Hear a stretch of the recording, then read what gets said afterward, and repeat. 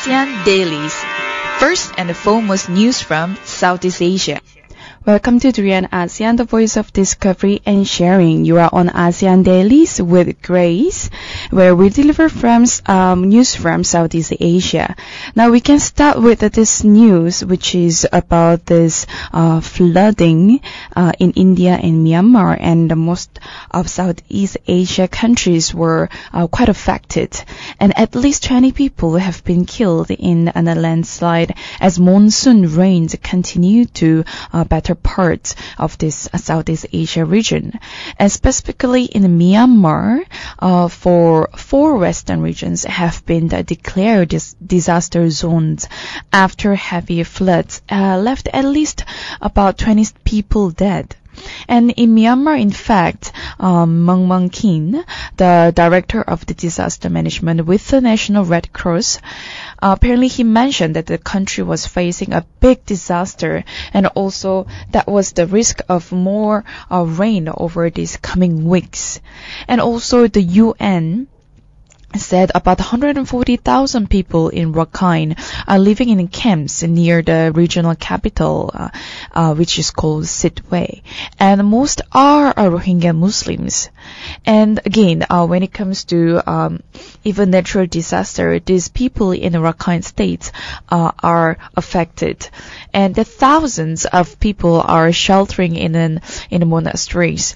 But people from the Rohingya Muslim minority, they were turned away from some shelters. So it's again the problem, not only with the natural disaster, but then to Rohingya people, it's again the whole human rights issues that have been raising again and again.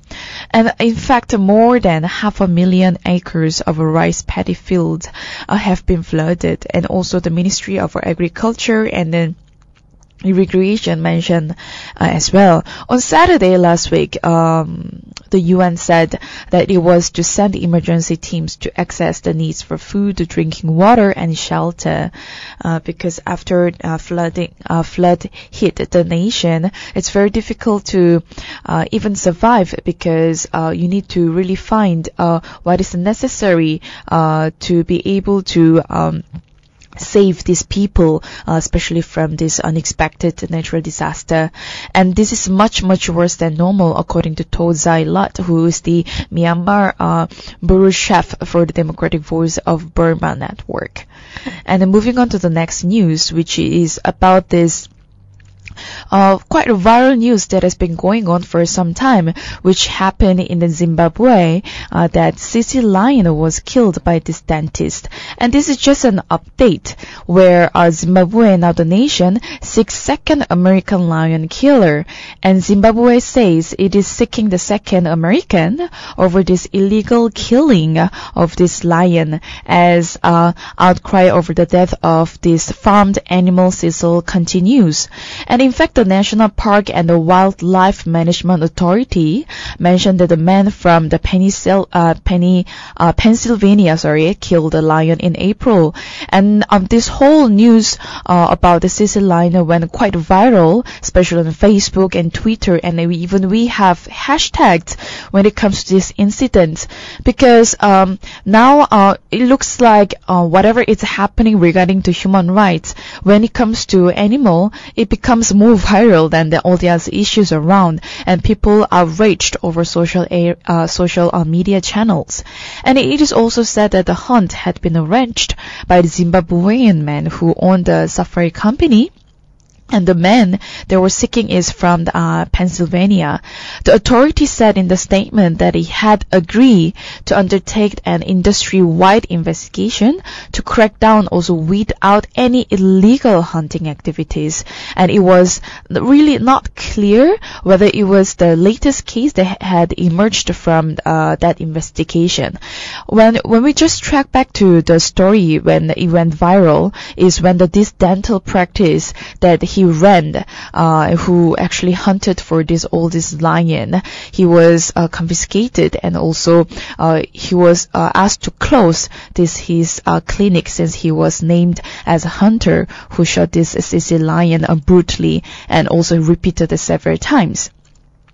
And another news that we want to discuss and also deliver is about MH370. It is in fact an update news from the last week that we discussed about it. And in fact, they are looking for the more the wreckage that from the MH370.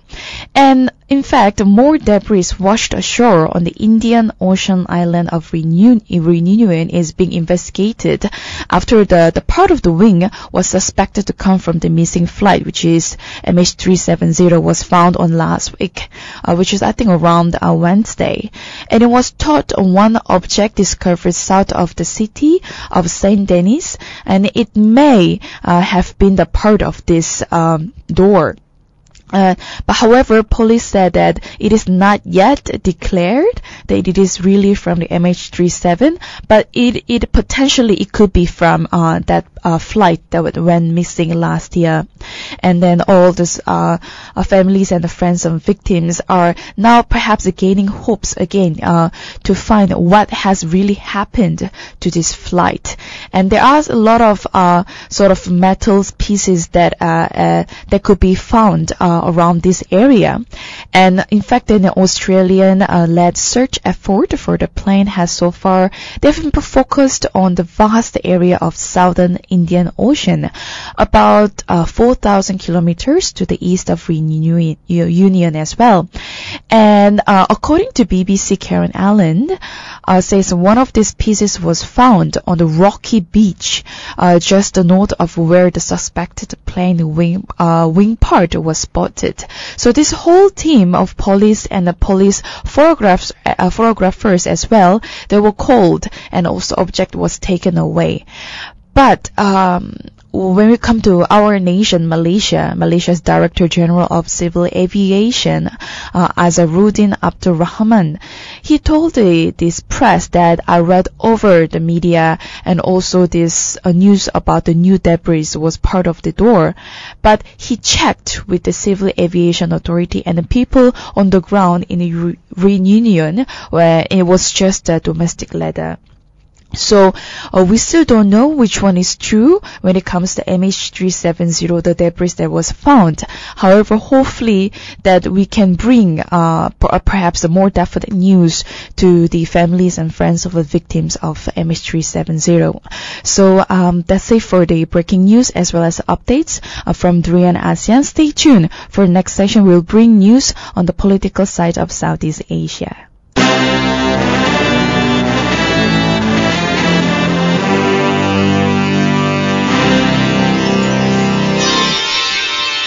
ASEAN Dailies.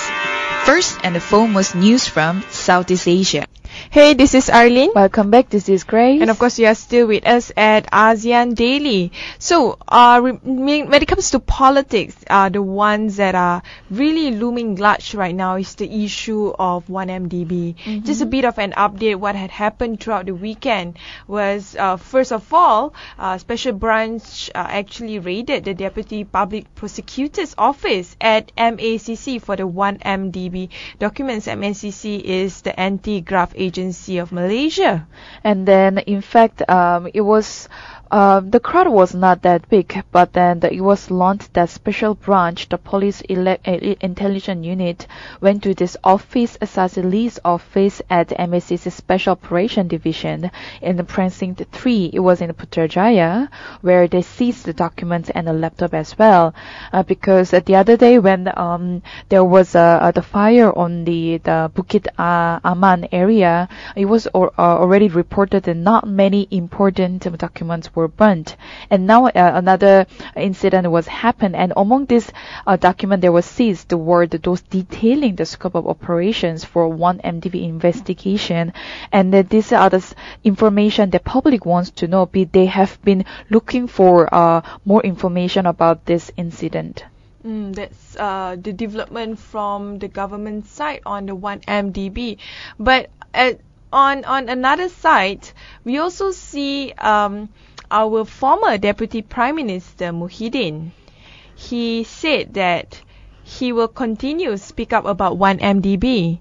And even though the Prime Minister Najib Razak warned of a stricter media regime to counter coverage of the deemed slanderous 1MDB scandal by some people, but he said that he need to speak up. It's his duty to do so. It is very interesting how Tan Sri Muhyiddin is expressing himself to the public, because when he was sacked by our Prime Minister, he did mention that he respects his decision, and then he does understand his decision as well. But then now he has come to the point where he also mentioned that as a Muslim, I would love to be honest and speak up what's going on.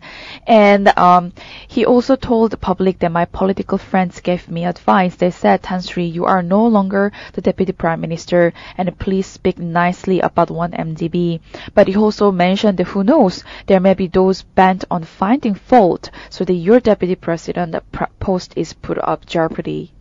Well, to be fair, I mean, Prime Minister Najib do have I guess a point there, say that trial by social media in which those in the ruling establishment are perceived to be guilty until proven innocent.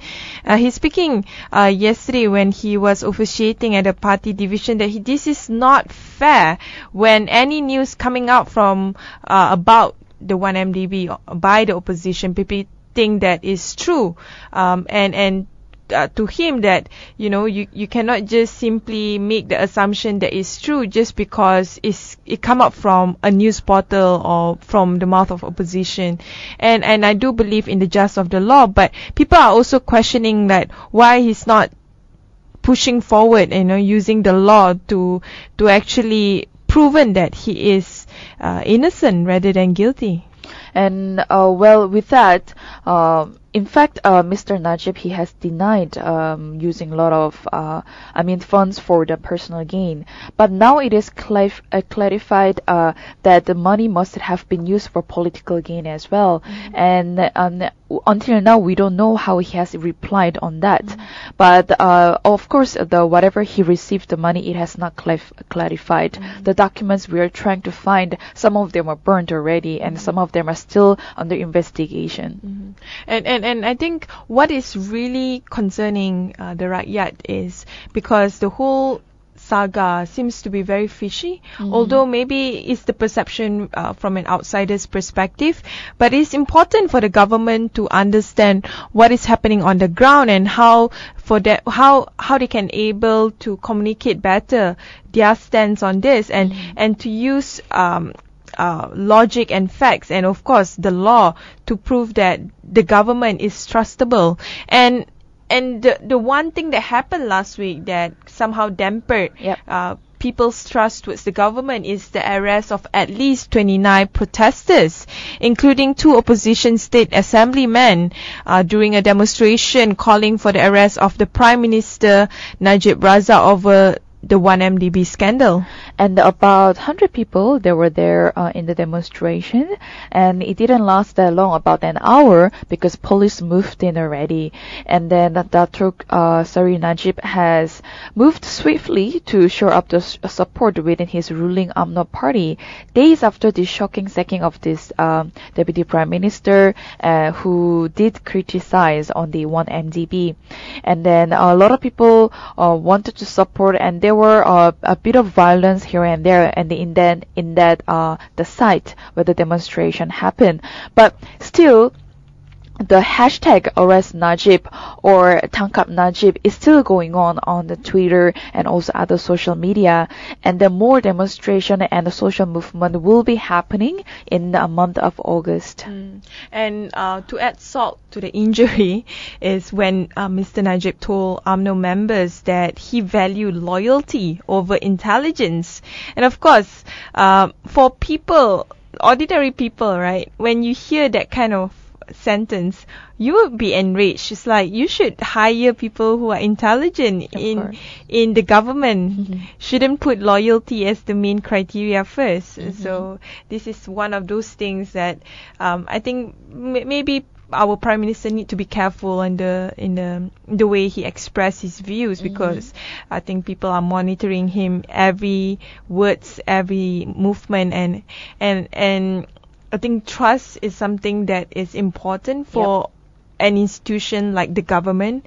So it's important for the government to remain transparent and perhaps focus on the vision of what the people wants for Malaysia. So enough about Malaysia. Let's focus on something that is even larger than Malaysia. I'm talking about the dispute of the South China Sea. Do you know there's an interesting development happening right now? It's the same situation happened during the Cuba-US dispute. It was a dispute so bad they needed a hotline to ensure that there's a direct communication and this is happening right now between ASEAN and China. They are discussing a direct hotline for the South China Sea dispute. And then also, this is according to the Philippine side that they've reported. And apparently this proposed hotline was discussed during the meeting of the senior diplomats from China and ASEAN.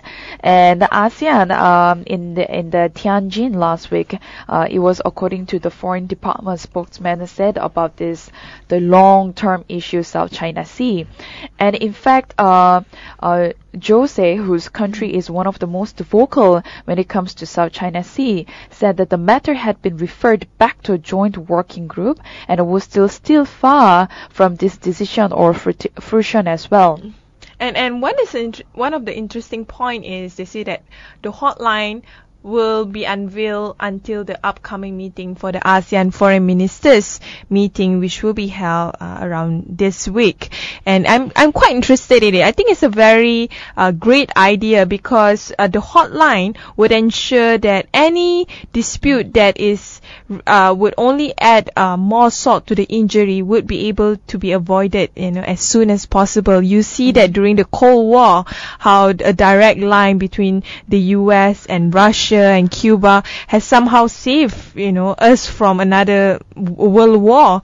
And I think in Southeast Asia, we do not want to have wars with our neighbors. For sure. And hope that this conflict and also tension between China and ASEAN, well, to be honest, it's been increasing. The tension was increasing in the recent years, but I hope that we can find some kind of a common ground or a middle point to agree, because China is just going really forceful and more quite aggressive towards the South China Sea issues.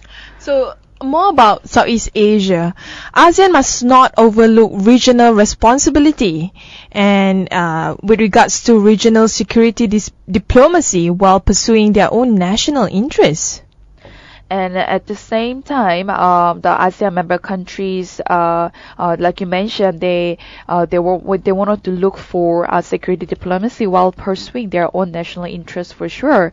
But for ASEAN to remain this central, it would have been making this convincing argument that Beijing interests are also best served if China does not attempt to push this through these territorial ambitions. We are talking about South China Sea, and also we should continue to recognize this concern when it comes to ASEAN regions. So according to this security analyst, Singapore-based, called Benjamin Ho, he said that given the increase in defense spending among ASEAN's member states, it was incumbent on defense practitioners to be good stewards of their resources to ensure that the money is put to good use. And definitely agree on that. Responsibility for Southeast Asia is definitely important, and the responsibility here to ensure that ASEAN will remain united in a lot of the core security issue and external issue as well, especially in relation to our biggest world power like the US, China, India and all. I think it's important for ASEAN to have a unanimous voice on this. And furthermore, talking about ASEAN external relationship, apparently Turkey is ready to become, guess what, ASEAN member country. It's very interesting because after Timor-Leste, it's all the way from other nation, which is Turkey. And then, of course, this is quite refreshing news to ASEAN regional community. I think he's just kidding. I don't know. I can't really speak on behalf of President. And apparently, President Recep Tayyip Erdogan told the media during the 3-day trip to Indonesia, apparently, that Turkey was ready to become the ASEAN member, and it is sort of very refreshing news to whole ASEAN community.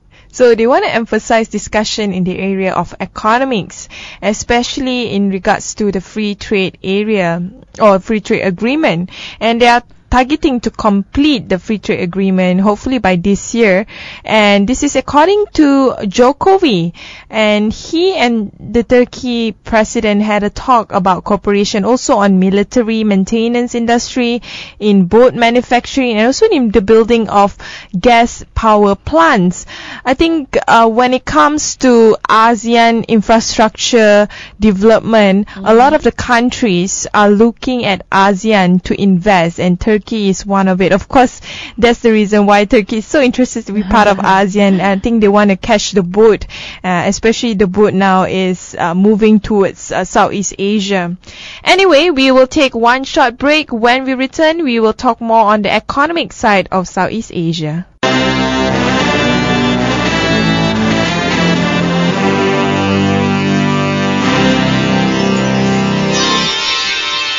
ASEAN Dailies. First and the foremost news from Southeast Asia. Hey, this is Arlene. Hi, welcome back. This is Grace. So now on our economic news, have you heard of SCORE before? What is SCORE, Arlene? So, well, we have a few economic zones. To be exact, we have 5 different economic zones. I think the most famous now is, of course, Iskandar, Malaysia. But a lot of people might not realize another one that is emerging from Malaysia, all the pool of economic zone is SCORE, which is in Sarawak. They want to have something similar with Iskandar, Malaysia, but focusing more on the heavy industry. So transforming Sarawak through SCORE is really important. The momentum of investment inflow and rapid business activity generated to SCORE or Sarawak corridor of renewable energy must further nurtured and sustained so that Sarawak can achieve the ultimate goal of becoming a high-income nation. And another one focus besides heavy industry is to generate cheap energy. Of course, cheap and clean energy will be from the renewable energy. Well, this is very interesting, and I hope that it's not just a rumor because the development is still at the first phase, and the Sarawak has already received quite the positive and overwhelming response from the both local and also foreign investors. And up to today, the total investment for this 15 approved project in SCORE is around the 3 billion ringgit, and they are expected to create around 13,994 jobs. So that's good for this unemployment issues in that particular region. And this total amount flowed into the state in less than 6 years since the launching of SCORE, and in fact it was established in 2008. But nonetheless, Sarawak must not rest on its plan and also to execute its plans properly. So, apparently, even though it's still new, they have received quite a number of investment, which is really, really promising. And a huge of steady flow for this investment will definitely create more opportunities long term, both in terms of jobs and in terms of businesses. The type of jobs generated in this, it will be in the form of direct and indirect jobs such as engineers, in the industry of heavy industry, which we need badly, because to achieve a high income nation, meaning that the country have to produce enough skilled workers to do the work. So on the other hand, talking about economy as well, unfortunately, Thailand is not doing that well. So 1 year on, promised big tickets infrastructure projects are stuck in the same red tape at a time when country desperately need a fiscal infusion to invigorate its slumping economy. For sure, because when Thailand was shifting to another government system, prior China Chan, he did promise to the public that he will make the whole nation better and also in the democratic system. However, when it comes to economic growth, it doesn't just as it was predicted, all those in regards of the GDP growth and also businesses opportunities, it doesn't seem to grow as it was predicted and expected.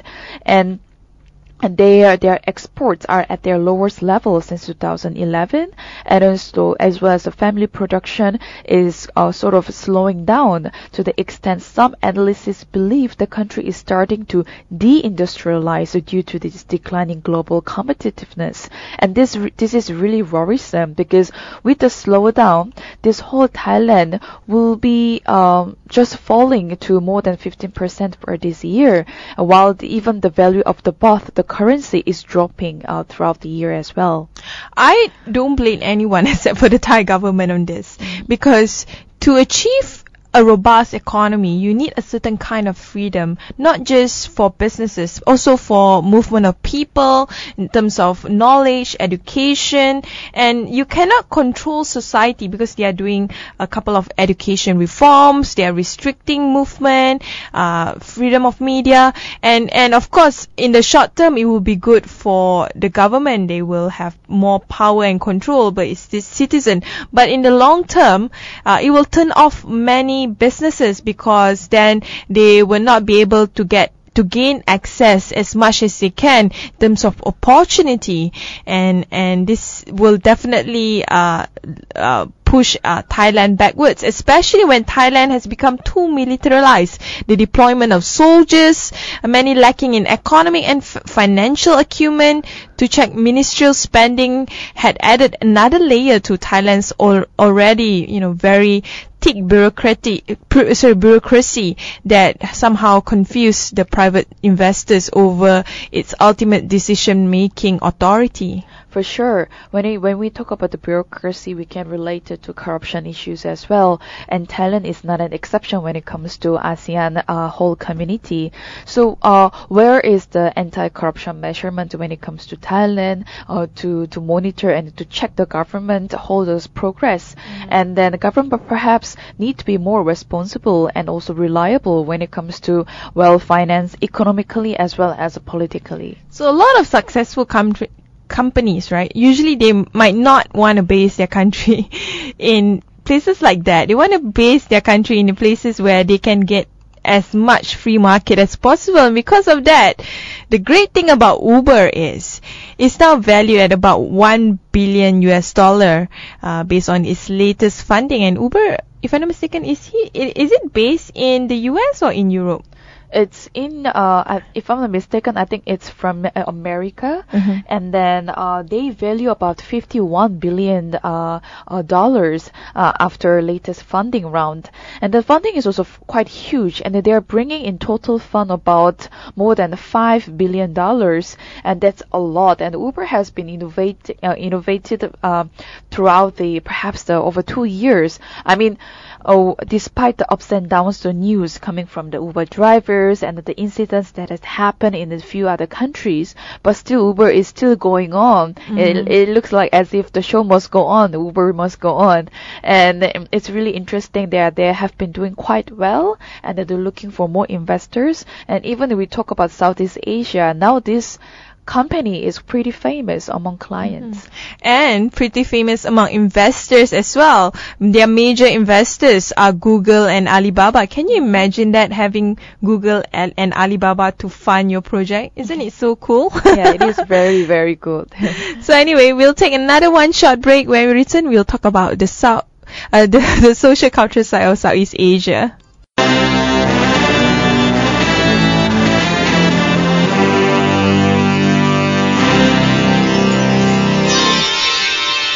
ASEAN Dailies.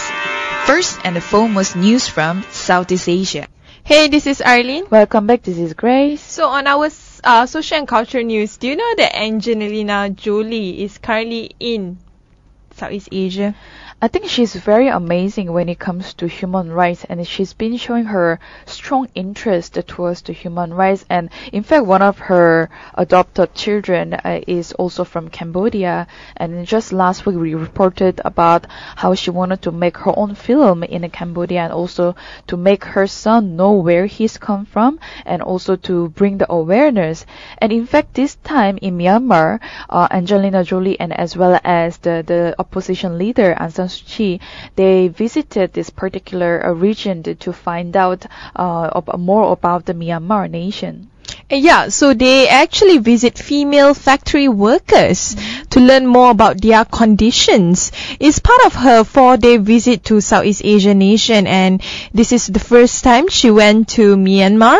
And it is, of course, people know Myanmar is only recently it opens out to the world to see. During her meeting with the factory workers on the outskirts of an industrial zone in Myanmar's largest city, Yangon, Jolie and Suki witnessed firsthand the conditions of the women living there, mostly low-cost hostel, and she also toured the factory itself. And it is very interesting because even though Angelina Jolie, she wants to still visit other parts of Myanmar, but due to her limited time, it's unlikely that she won't be able to visit the Rakhine state where the other Muslim Rohingya communities are there.